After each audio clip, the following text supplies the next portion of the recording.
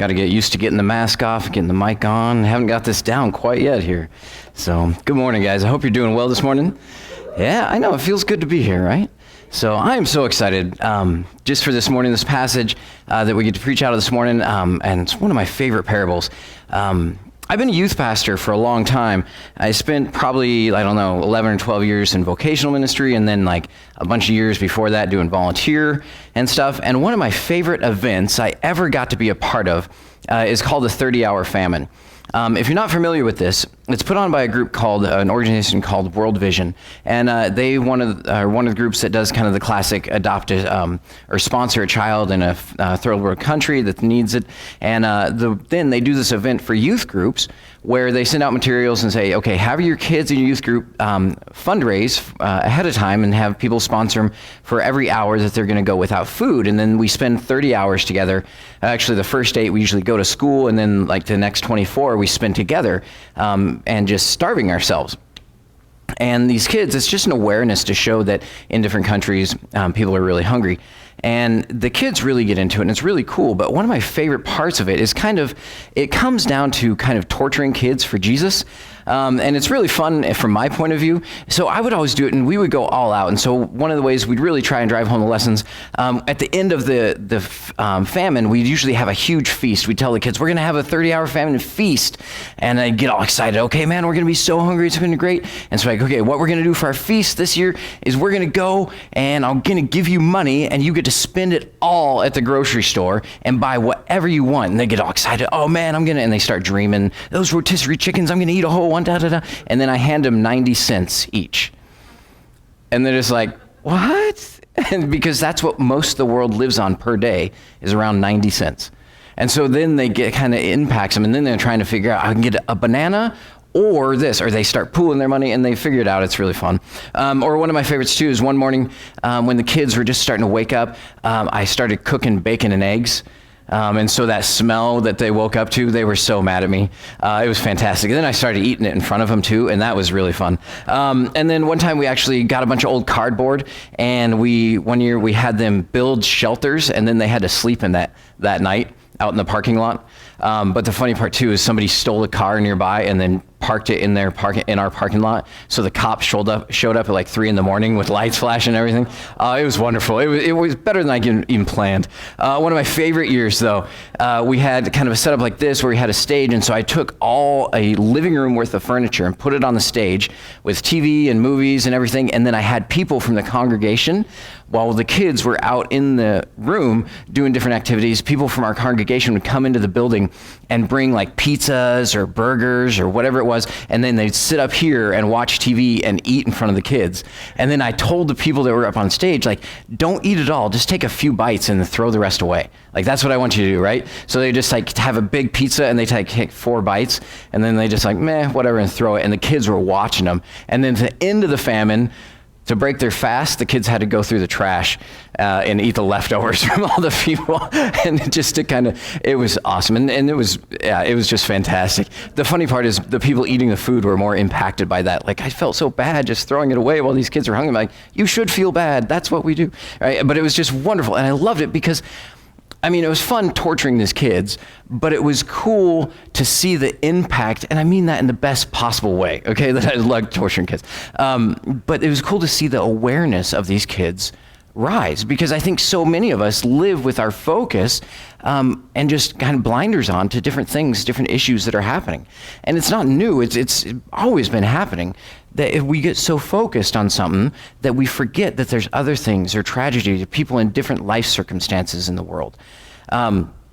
And I think Jesus was keenly aware of this and worked very hard to change people's perception of what's going on. And that's one of the things that happens in this. Let's read this passage together. I'm going to read through the whole thing, and then we'll kind of break it down. Now, it starts off as so many times Jesus does, is he's preaching to a crowd, and in the middle of the sermon, somebody yells out to him, and that's where we're picking it up in verse 13. It says, someone in the crowd said to him, "Teacher, tell my brother to divide the inheritance with me." And Jesus replied, "Man, who appointed me a judge or an arbiter between you?" Then he said to them, facing the crowd, "Watch out, be on your guard against all kinds of greed. Life does not consist in abundance of possessions." And he told them this parable. The ground of a certain rich man yield abundant harvest. He thought to himself, what shall I do? I have no place to store my crops. Then he said, this is what I'll do. I will tear down my barns, and I will build bigger ones, and there I will store up my surplus of grain. And I'll say to myself, you have plenty of grain laid up for many years. Take life easy, eat, drink, and be merry. But God said to him, you fool, this very night your life will be demanded from you, and you will get, or then who will get what you have prepared for yourself? This is how it will be with whoever stores up things for themselves, but is not rich towards God. So the focus is definitely the parable that Jesus is teaching, but we got to look at this context of it. Because in the middle of this thing, as he's teaching the crowd about different warnings, encouragements, and stuff like that, this man pipes up and decides to interrupt him. I love the boldness of this guy is kind of hilarious. Like, yeah, Jesus, I know. You're teaching, you got this thing going on, but I need your help.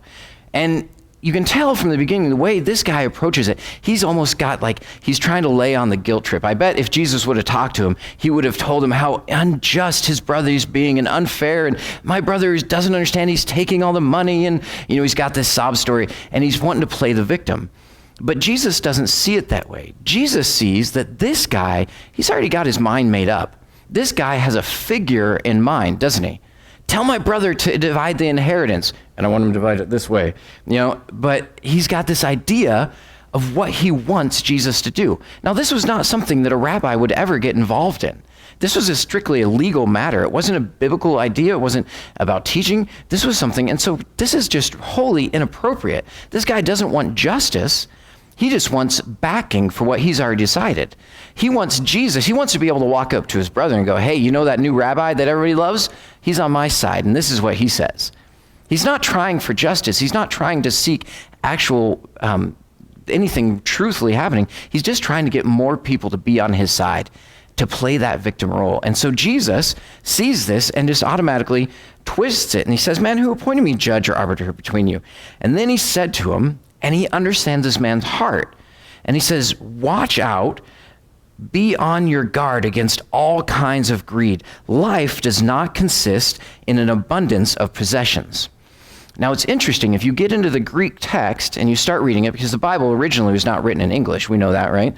The New Testament was written in Greek. And so if you read the Greek words, in Greek, there are two different words for life. The first one is bio. And this is one that we totally get, we understand, because in school, when you cut up the frog, right, what class were you in? Biology, right? Biology, the study of life. And that bio is from Greek. But Jesus doesn't use the word bio here. He uses the other Greek term zoe. Now, Zoe, we get the name Zoe from that. And Zoe, or Zoe, means the abundance of life. It's kind of like not just life, but just the good soul-giving, full purpose, this life that is above anything else. In John 10:10, it's more like the quality of life, I guess. In John 10:10, Jesus uses the same term. He's talking to the people, and he tells them about the devil. And he says, this thief, the devil, comes to kill, steal, and destroy, but I have come to give Zoe, to give life, so they may have it to the full. See, Jesus is here to raise our quality, our abundance, our joyfulness of life. And that's the term that he uses here. The abundant, or life, Zoe, the importance, the essence of true life, doesn't exist in the abundance of possessions. So greed isn't going to make your life better. It's not going to make you happier to get those things. Now, an abundance is not just that word like enough, but remember, an abundance is way more than you need.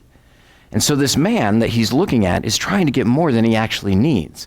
He's got this term, this idea, and it's not an uncommon thing. Most of us, at some point in our life, have that same idea. If I just had this much, I'd be satisfied, I'd be great.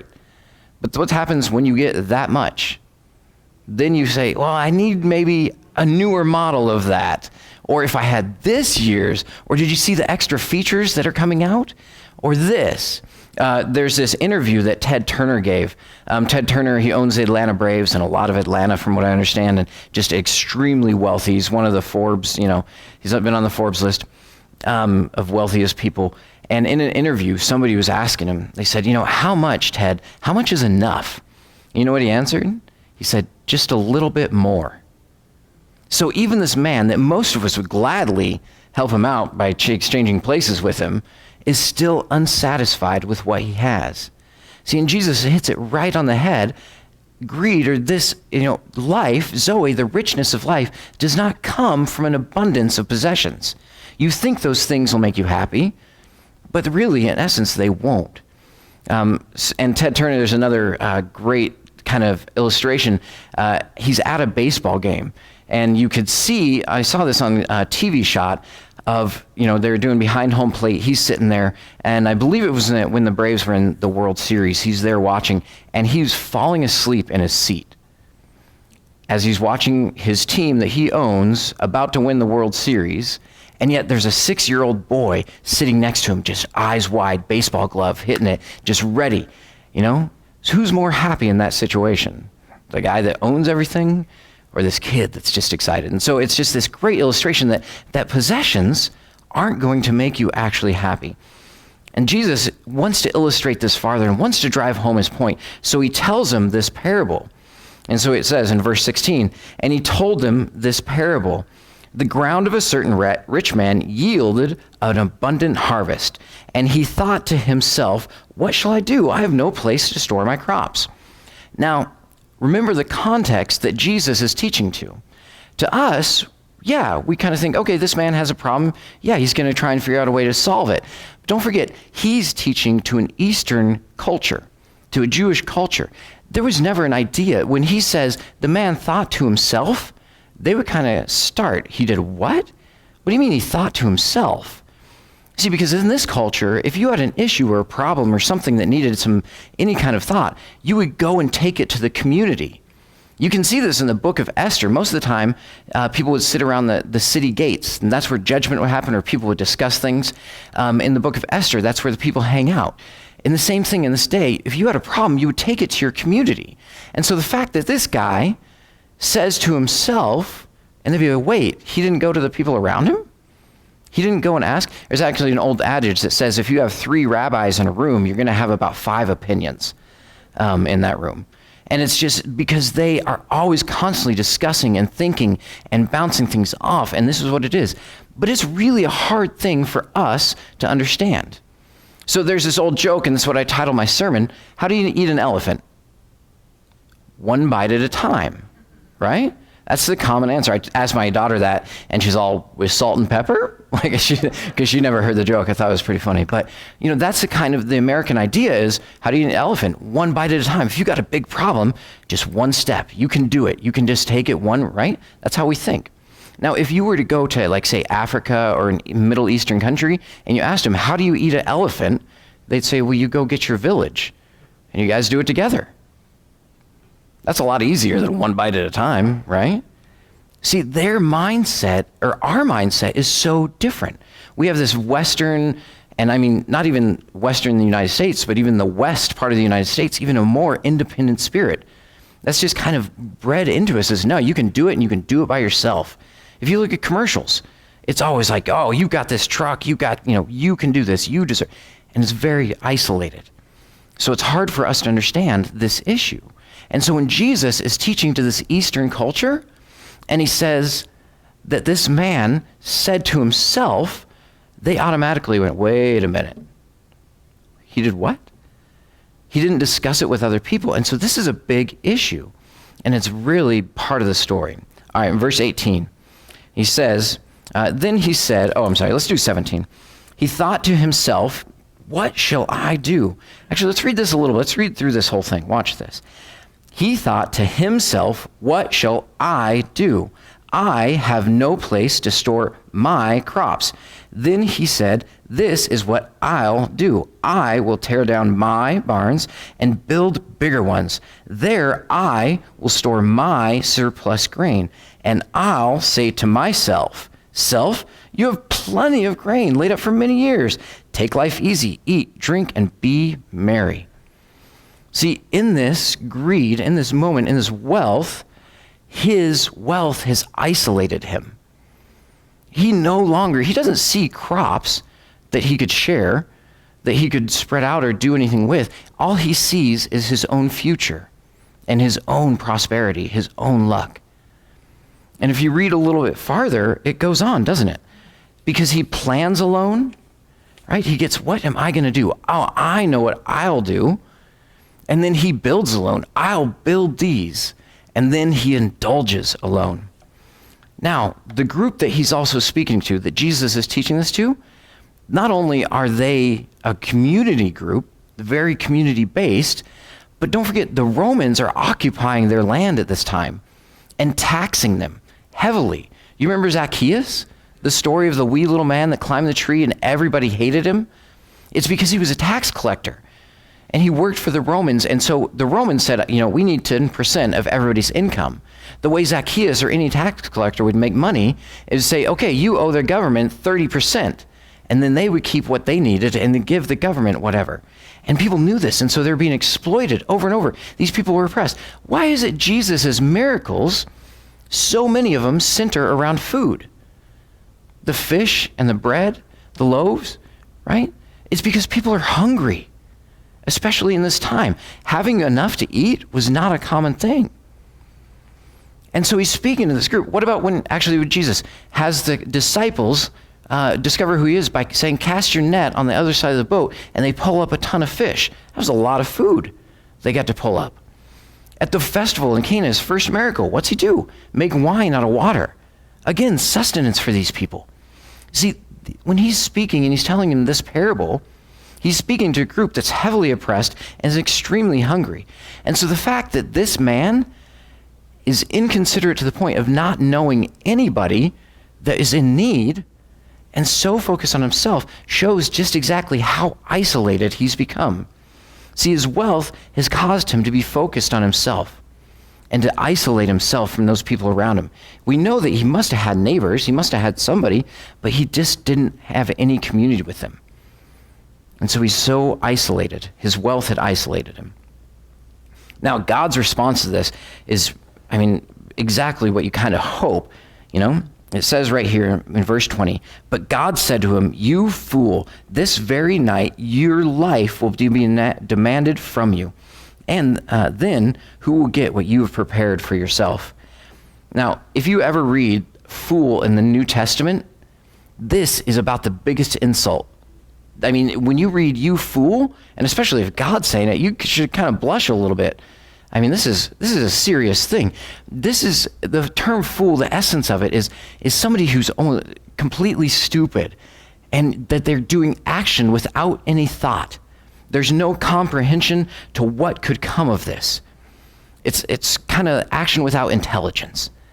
And so God says, you fool, you haven't thought this through at all. You don't even know what's going to happen.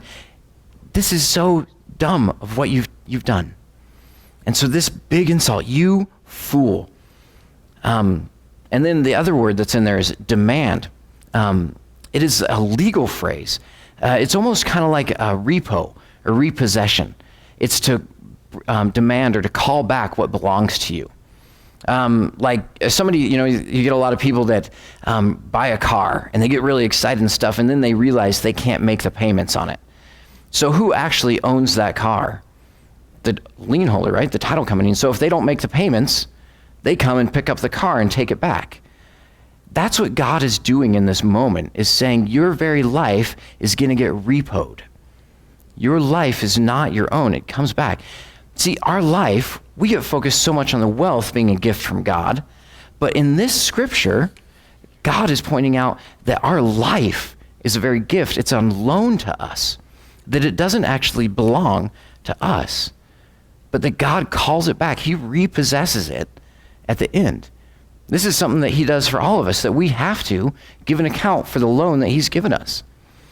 Jesus illustrates this numerous times, very plainly, but this one's a little more veiled. But he says, God is causing it. He demands it back. And a lot of times I think we get focused on wealth or possessions or those things being a gift from God. I just spoke to somebody I hadn't spoke to in about 8 years from my old church, and he was just explaining how God, he's just like so excited, and it's really cool. But he's like, yeah, God is really blessing me financially right now. And that's great. He probably, he is, and it's probably God. But we go so focused on finances or things or whatever that we forget that our health, our life, no matter what our health state is still a gift from God. It's something that we have to give an account for. And so this man, God says, your very life will be demanded from you this night. So what is it that caused his life to be demanded?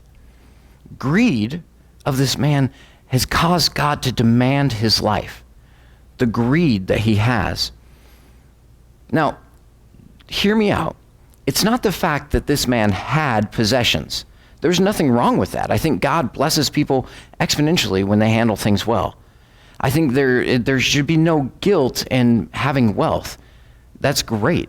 In fact, all of us, even the poorest among us, are still some of the wealthiest in the world. And so all of us are in this place. It's not necessarily that having wealth is wrong. Some of the greatest, most devout Christians I know are extremely wealthy.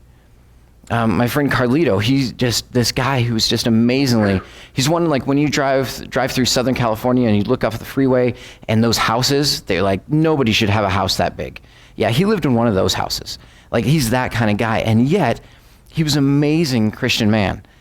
Just this guy who was an elder in our church, just somebody that I would love to emulate. If I could be like him, that would be great, spiritually. So it's not that having stuff or having possessions or wealth is wrong. It's the greed. It's the singular, but the difference is whose focus, or what the focus of the person is. Is it on getting more and more? Or is it the knowledge of people around you? Because remember, this guy is so isolated from his community. In fact, when he has so much, and he has the issue of, I have so much, he doesn't even go to God. He doesn't even have that community, that spiritual prayer life. He doesn't go to the community around him. Instead, where's his focus? Solely on himself and his things. And that is the difference. It's not just having things, but it's the greed and the focus on oneself that causes God to demand his life. So this brings about the question, how do we live in a way that's not greedy? Because I don't know about you, but I don't want God to come to me and say, you fool, this very night your life will be demanded from you. I mean, I hope you're not that way, and so I would rather live in a way. So how do we make sure that no matter how much we have, we're not being greedy with it? And the example that was set here, the bad example, is this man was isolated. So maybe for you, wherever you're at in your relationship, maybe you need to make sure that you've got a community around you, that you first have that connection with God to where you're not focused just solely on yourself and your things, but where's God in that relationship? Is God part of your life? Do you talk to God about your possessions and what he's blessed you with? The other thing that this guy has done is isolate himself from other people around us. So maybe you need to get involved with other people. I don't know what your story is, and you don't know the person next to you so much, or what their story is, their inner heart. Maybe we need to get involved in a community, people in different life circumstances, so that we can understand what other people are doing or going through. So maybe that's the next thing for you, is you need to take that step and find people. Or maybe you need to realize that your wealth, no matter how much it is, or rather even your life, whatever state is in, is a gift on loan from God. And that every one of us has that gift, and that someday, maybe soon, maybe later, God will demand it back and demand an account of what we've done with it. So maybe as you go this week, you need to take time to spend time praying to God about what he's given you. Maybe you need to find other people that are in a different situation and understand what they're going through, and to see if your wealth has been given to you in order to help other people.